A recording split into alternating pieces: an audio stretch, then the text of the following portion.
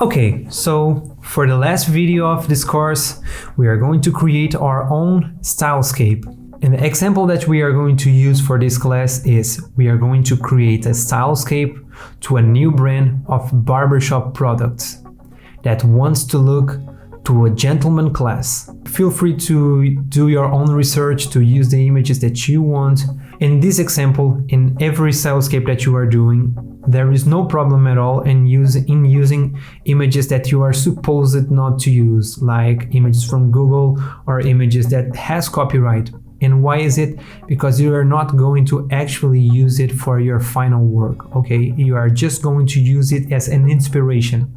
So the first step is go right now to Google, to Pinterest, to stock photos, go to the street, take pictures, do whatever you need to get visual references. Once you have all the visual references, you will put everything that you researched, that you took pictures of in a wide artboard. Every time that you are doing a stylescape, I also recommend you to find a person to represent that stylescape, okay? Here is my artboard right now.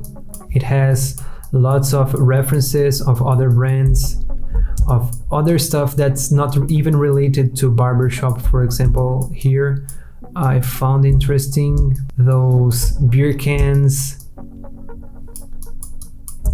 this thing that I don't even know what it is, those illustrations, those images of cities and things that could be used as a style for this brand. Those are the colors that's going to be used in this stylescape, okay?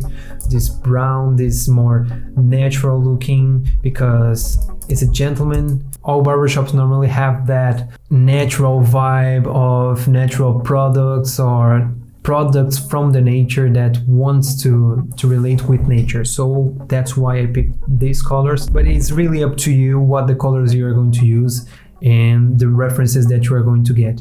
And one more thing before we get started, I strongly recommend you to try to do it outside the computer. If you don't feel comfortable with this, it's okay to make in the computer like I'm going to do, but if you want, you can just take a piece of paper and start cutting paper, cutting magazines references, poster references, everything that you can get, newspaper references. You can also print images that you get on the internet. So it's up to you if you are going to do it on the computer or in paper, but I strongly recommend you, for the experience that you are going to get, to do it in paper. If you're just starting in graphic design, probably it's going to be hard for you to do it in Illustrator like I am doing, but you can actually do as old designers used to do, by cutting, gluing things, and drawing and whatever you need, and you feel that's going to add something to your design, okay? So jumping back to the computer, the first thing that I want to do is to make this artboard here with the same color, the same secondary color that I use for this layout, okay? Then I like to put the James Bond here more or less in the right place. I already pre-cutted it on Photoshop, so you wasn't obliged to see all the process of cutting him out of the background. I will let this file in the resource folder, okay, so you can use it if you want to, but again, I extremely recommend you to do your own research and to search for your own references, okay? Now what we are going to do is we are going to place all these elements on the artboard, so the client can choose between this and the other possible stylescapes that you are going to present him, okay? And after placing everything here, this is all the information that I got, you'll get something more or less like this. It's a little bit too crowded, but there is no problem because all these parts can be considered texturing, and each one of these individual images has its own white spaces, so there's no problem to be so crowded, okay?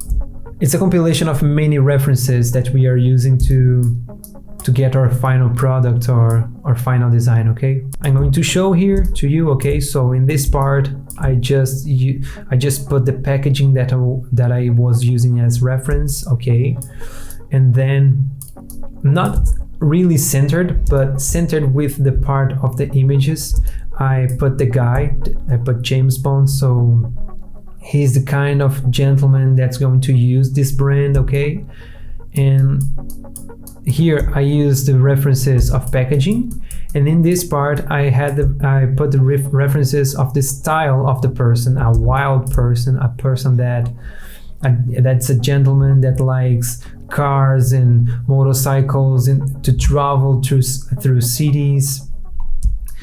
Here I made some experimentations with combinations of fonts and typefaces.